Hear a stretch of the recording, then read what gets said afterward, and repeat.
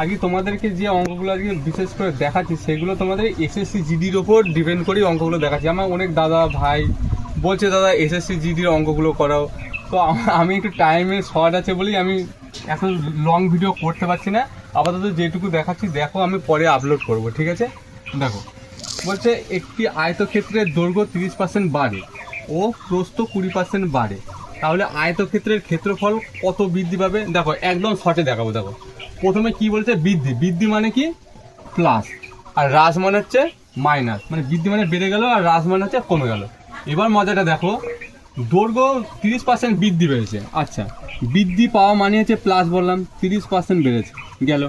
তারপরে বলছে দেখো ও প্রস্থ 20% বাড়ে, বাড়া মানে কি বললাম? প্লাস 20% বেড়েছে, হলো। এবার দেখো এবার কি করবে, যে দুটো সংখ্যা পেলাম কি করবে, দেখো প্লাসে প্লাসে গুণ করলে আমরা কি শিখেছি? প্লাসই হয়, বোঝা গেল? প্লাসে প্লাসে প্লাস। এবার কি করবো, দেখো বলেছে যে বৃদ্ধি পায়, পার্সেন্টেজ আছে না, পার্সেন্টেজের জন্য 100 লিখলাম। আর যে দুটো সংখ্যা বৃদ্ধি পেয়েছে সেগুলো গুণ আকারে লিখবো। এখানে 30% একবার বৃদ্ধি পেয়েছিল, 20% একবার বৃদ্ধি পেয়েছিল, ঠিক আছে?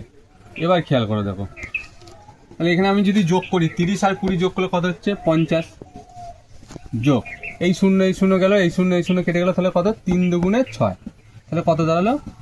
56%। দেখো আছে অপশান 56%। তো বৃদ্ধি বললে প্লাস লিখবে, হ্রাস বললে মাইনাস লিখবে। তোমাদের যদি এই টাইপের অঙ্ক তোমরা যদি কখনো পাও কোশ্চেনের মধ্যে, তো আমাকে কমেন্ট করে জানাবে দাদা এটা একটু করে দিও, ঠিক আছে? বা তোমরা বাড়িতে প্র্যাকটিস করবে, দেখবে মিলছে কিনা উত্তর, ঠিক আছে? তো ভিডিওটা যদি ভালো লেগে থাকে বন্ধুদের মধ্যে শেয়ার করে দিও, আর চ্যানেলটিতে যদি নতুন হয়ে থাকো সাবস্ক্রাইব করে পাশে থাকো। এই টাইপের অঙ্কগুলো আমি দেখলাম যে আসে, বুঝেছো? তার জন্য এটা তুলে ধরলাম।